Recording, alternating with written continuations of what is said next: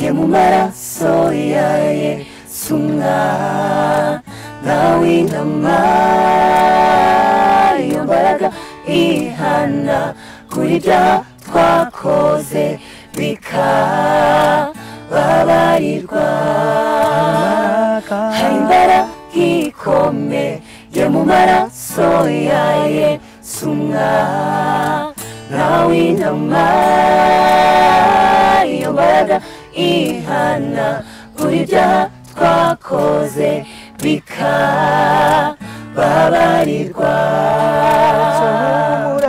humura ubwo mariringe ugukiza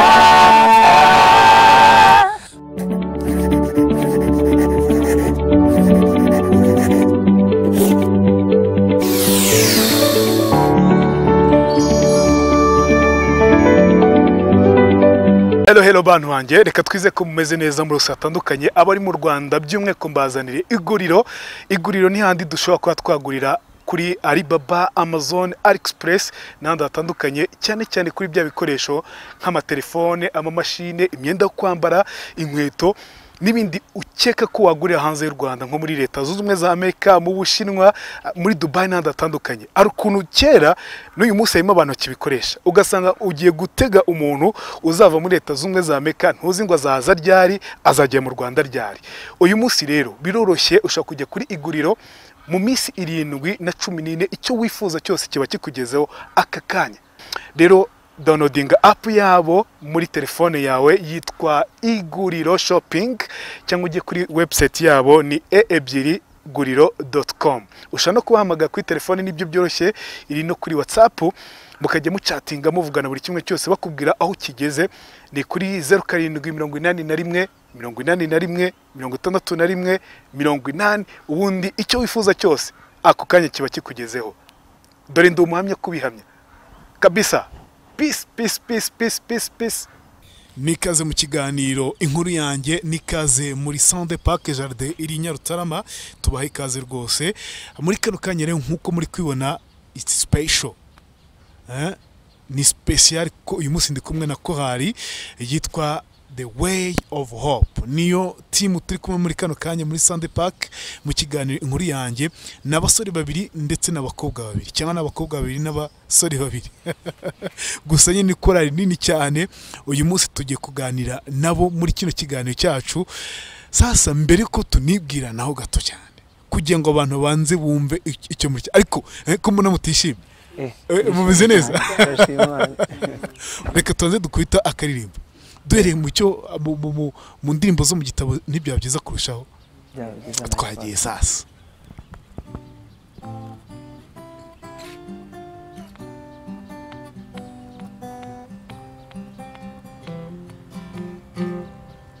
Giza mahirwe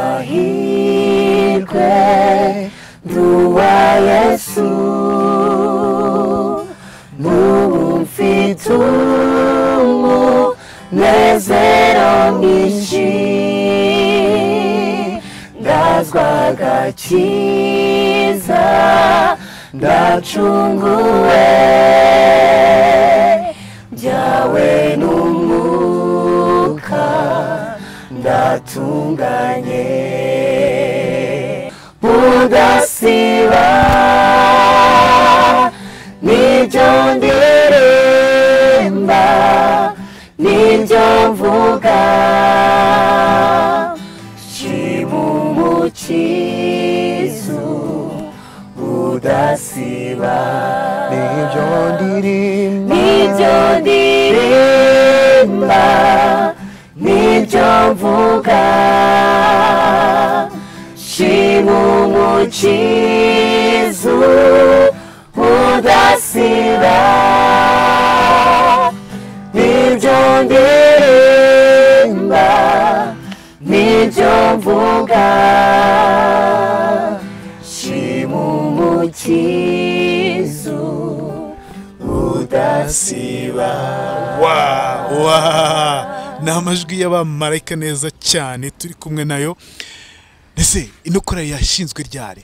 Twatangiye turi abasore gusa. Yego. n'abakobwa gusa n'abasore bakeya. Imwe yitwaga Hope Singers, indi ikitwa Way to Heaven. Yego. Abakobwa bari kwabo n'abasore bari kwabo. Abakobwa muri iyo group cyane cyane. Abasore barimo bari nka babiri. Yego. Indi yo yari abasore gusa yitwa Hope Singers. Yeah. Icyo gihe hari mu mwaka wa 2010 mu mpera zaho. Yego. Nuko umwaka umwe ukurikiyeho 2011 haza kuza igitekerezo cy'uko kuko twese turaba ku rusengero rumwe. Yego. Haza kuba igitekerezo baza kuduha igitekerezo cy'uko twakwihuza. Yego. Mbere na mbere byabanje kugorana kubera ko groupe y'abasore ntabwo babyumvaga, ariko haza tuza kuganira neza, biba ngombwa ko twihuza muri mwaka wa 2011. Tumaze kwihuza byabaye nk'umugisha cyane kuko ku gihe twatangiranye urugendo bigenda biba neza cyane. Ubwo Way to Heaven ihuza na Hope Singers itwa ariko ni gute abasore mwe mwanza abakobwa mumva turi kibazo hano cyadanje ariko n'abasore icyo gihe no muri iyo myaka biyumvaga ariko bitari bibi cyane. Ukiyumva ku mukobwa kweli bitari bibi cyane. Yego. Gusa byaje kugenda neza, turahura dusanga ahubwo twari turi kwibeshya. Babagezemo buti wa byagenze. Mwabonye impinduka gute rero?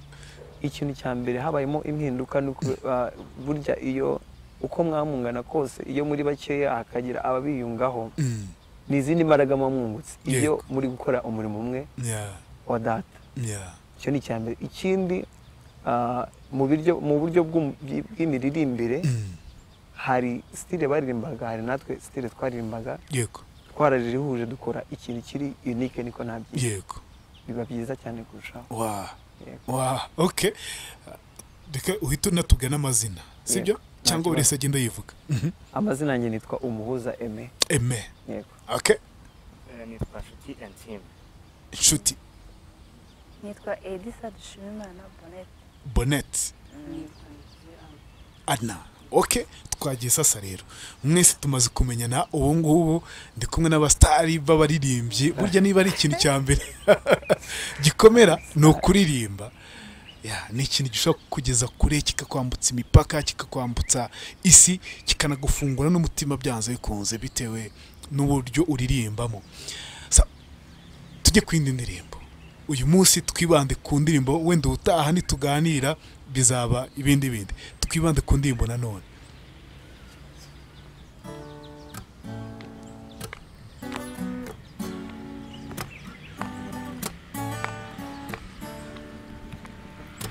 Hari imbaraga ikomeye mu maraso ya Yesu mwana w'intama.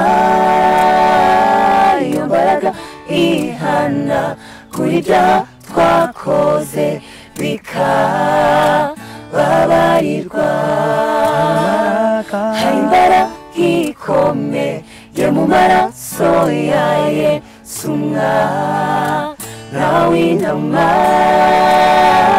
Iyo mbaraga ihana kuri bya twakoze bikababarirwa. Humura ubwo mpari ninjye ugukiza marira warize yosura yahanagurwa. Humura ubwo mpari ninjye ugukiza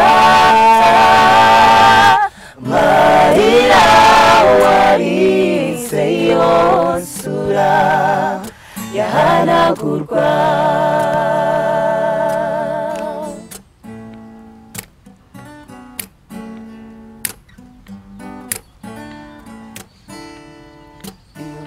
Iyo mbaraga ntigurwa cyangwa se ngo igurizwe, itangwa ku buntu. Yesu ati munyizere nzabongera imbaraga maze mukomere. mbaraga igurwa cyangwa se ngo igurizwe itangwa ku buntu Yesu ati munyizere nzabongera imbaraga maze mukomere humura ubwo mpari ninjye ugukiza marira warize yosura yahanagurwa marira warize yosura yahanagurwa bone kuririmba bishimisha gute ntago ni ibintu udashobora kuvuga ngo bikunde ni ibintu udashobora gusohora bivuga gute ni cyangwa nibagiwe ikibazo ariko kuririmba wowe bigushimisha gute ukuntu binshimisha rero ntago biranshimisha muri njyewe atari umubiri si umusatsi wanjye si inzara bishimisha mvuge roho umuntu uri muri njyewe umutima ujya ubabara se yego nta muntu utababara ariko iyo ubabaye se umuziki uragufasha cyane iyo mbabaye iyo byawe wenda si bikunda kuba ariko iyo nk'umuririmbyi ubundi abaririmbyi ntabwo bakunda kubabara yego kuko akenshi baba baririmba so iyo bibaye ngombwa ko mbabara ndaririmba bigahita bishira abatipe ariko ngo ntabwo bashaka ko muhura niko byaye ari ukuntu nyine abantu baba bari nk'uko natwe twatura abakobwa bavuga twihuze yenda bitewe na plans zacu dufite nk'abakobwa twavuga ati abahungu nibaza tuzaba nka korali yenda hazima amategeko bigire gutya wenda ashaka ko ariko byaremeza ariko bazatubwira ukuntu babyumvaga bazadusobanurira ariko wenda biri muri iyo sanse ariko twaraje nitwe twatumye bazamuka niho mva se nibo batumye muzamuka nibyo nakubwiraga twasanze twaribeshya kuko tumaze kwihuza nibo korali Yesu izamuka ku rwego rwo hejuru ni iki umuntu kidasanzwe cyahise gihinduka ikintu cya mbere cyahise gihinduka nk'uko nabivugaga urabona twari planification yarahindutse uburyo twapangagamo ibintu hari igihe usanga warakoraga ufite navuga ngo short term goals ugasanga uri kwirimita uri gupanga n'iby'igihe gitoya ariko tumaze guhura ibitekerezo byaragutse dutekereza kure ndetse tubona n'uburyo bwo gukoramo bushyashya niko nabyita gukoramo bushyashya mu buryo bwo guterana imbaraga ibintu birihuta cyane akandi karirimbo nta kibazo twagiye sasa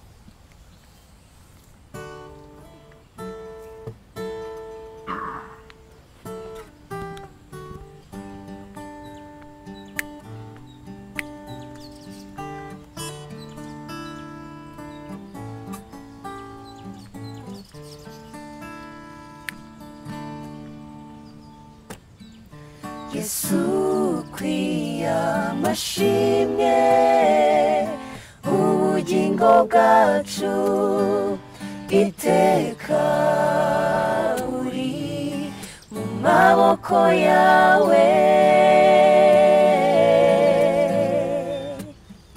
kubaho tutakwizeye nukubura ubwenge ndetse n'ubugingo bw'iteka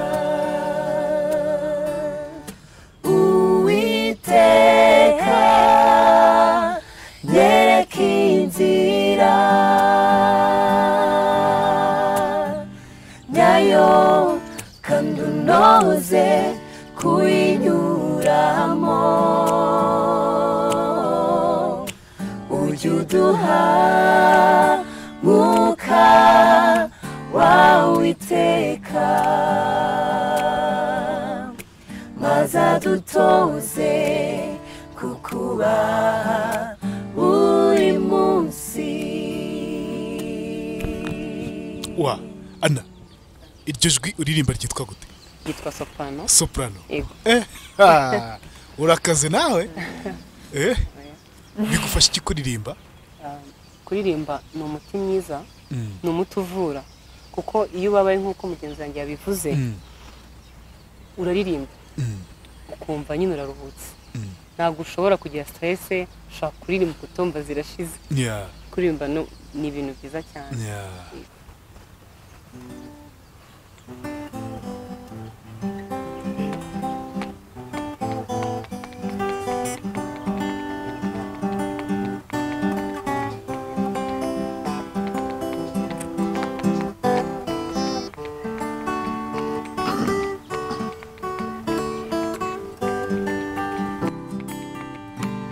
yewe mutima wanje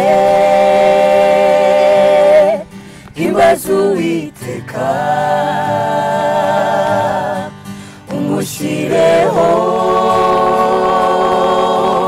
byiringiro byawe byawe nawe intambara yanzawe ikomeye no muri yo nzakomeza umutima kuko simbana nije nyine jye mfite Yesu ndibuka igihe nari mu kaga umwijima ungose mpagaze mu gikombe cy'urupfu natakiye umwami wanjye ndeba mu maso heza maze umutima wanjye wuzura umunezero yewe mutima wanjye himbaza Uwiteka umushireho byiringiro byawe byawe nawe intambara yanzawe ikomeye no muri yo nzakomeza umutima kuko sindwana nije nyine jye mfite Yesu icyo nsaba Uwiteka ni kimwe nicyo nzajya nshaka buri munsi no kuba mu nzu ye iminsi yanjye yose nyiriho ano majwi ko ateye ubwoba araryoshye byahatari murakoze cyane nose mumbwire uku kuririmba kwanyu buri bane hano turi kureba ubundi ko yamugizwe n'abantu bangahe murakoze ubundi korali yacu tugizwe n'abaririmbyi 37 bagera kuri 40 ubundi ariko abari active 36 nibo bari active mu gihugu cya Usi hariho umuntu uwo yitwaga Yobu kandi ari umukiranutsi yarafite byose Yobu yarakomeye kuruta abantu b'iburasirazuba nubwo yarakize nibagirwaga buri gitondo gutambira Imana igitambo yari umugwaneza yatangaga urugero rwiza yashimwaga n'Imana ndetse n'abantu nubwo yarakize ntibagirwaga buri gitondo gutambira Imana igitambo yari umugwaneza yatangaga urugero rwiza oh yashimwaga n'Imana ndetse n'abantu. Byari biryoshye ariko dusoreje none kubirenze kuryoha. Murakoze cyane Mani kubirenze kuryoha byataye. Murakoze cyane. Mujya mukora n'ibitamo by'amakapera nk'uko indirimbo zitarimo ibicurangisho zitarimo iki kuri korali yacu kunyemuna abadventiste yego ari umwihariko wanyu cyane. Yego turabikora nabyo no mu gitaramo byose bizabirimo. Hari ukuntu tujye tubona nka za korali do Kigali murazizi. Yego turazizi niyo muri katolika ariko isa nkaho iyigenga idafite itorero runaka irimo cyangwa kiliziya I think niba ntibeshye. Uyu munsi nk'ijye mu gitaramo cyabo ushaka kumva indirimbo y'abadventiste bayiririmbye, ushaka kumva indirimbo y'abarokore bayiririmbye, ushaka kumva indirimbo isanzwe ya karahanyuze bayiririmbye. Mwebwe ibyo ntabwo mujye mubikoraho? Twe ntabwo tujya tubigira iwacu. Ariko kuririmba indi ndirimbo iri gospel nta kibazo rwose kuko Imana tuvuga ni imwe, Imana dusenga ni imwe. Ariko apari ya gospel ntabwo tujya tubigira. Ntabwo mujya mubigira. Okay, niwo murongo wanyu. Akabazo kanyuma k'amatsiko. Murabajene? Yego twese. Ntawe urashaka muri mwe? Harimo umupapa umwe. Niwe urimo arimo n'umubyeyi umwe. Yego. Ni babiri. Ubwo nawe nabajene cyane. Ako sinibeshye buriya bashobora kuba barenga kuko tumaze ikibazo cyanjye ubundi ntabwo ari icyo ngicyo. Ubundi ntabwo hagati yanyu ubwo ngubwo muzashakana aho uzajya kure. Dore inshuti kuna rero inshuti ntabwo bafite muzajya kure. Okay, Imana nipa. Imana nipanga ni Imana yapanga ariko wapanze. Uko mpanga ntabwo birimo. Ntabwo ajya muri korali. Siko bakatira. Ngahe ngoko. Mwakoze cyane kwa natwe mu kiganiro. Inkuru yanjye uyu munsi ni inkuru ya Way of Hope. Ni korali twaganiraga. Abantu bashobora kuba wenda bashobora kudushaka. Navuga uburyo batubonamo niba nta cyo bitwaye. Hari YouTube channel The Way of Hope. Badusangaho ari na website yacu yitwa The Way of Hope. Naho badusangaho no kuri Instagram. Yego. No kuri Instagram naho badusangaho. No kuri Facebook ni The Way of Hope. Baramuka bakunze indirimbo zacu bakadukurikira bakasubscribinga nta kibazo. Kandi ntabwo twasoza tutabashimiye n'ukuri. Dufite n'abantu badukunda, dufite imipira yacu. Kuki mwaje mutayambaye? Twaje tutayambaye ariko turayigira. Ariko irahari. Yego. Abantu rero badukunda cyane n'abatadukunda ariko barabaza. Azaza bakunda. Rero imipira nayo turayifite iriho amabrand yawe. Abafana tuzayigura byihorere. Niko bimeze. Niba ugira ibibazo byo kubabara umugongo, ibikanu mu mavi cyangwa se ukaba waragize ikibazo cya paralize, ukaba utakibasha gukora siporo ndetse n'izindi ndwara zifata ingingo, humura kuko Genuine Kunga Therapy ari igisubizo cyo kuvura bene ibi bibazo mu gihe cy'ibyumweru 2 gusa ukaba ukize neza. Genuine Kunga ni abahanga bazobereye mu kwifashisha ubuvuzi bwa massage no kunga bijyanye n'igihe hifashishijwe tekinike mpuzamahanga. Sura iki kigo ku mashami yacyo ya Kimironko ndetse no ku Gishushu hafi y'akarere ka Gasabo bagukize mu gihe gito cyane usubirana ubuzima bwiza. Genuine Kunga Therapy, ubuzima bwawe ni inshingano zacu.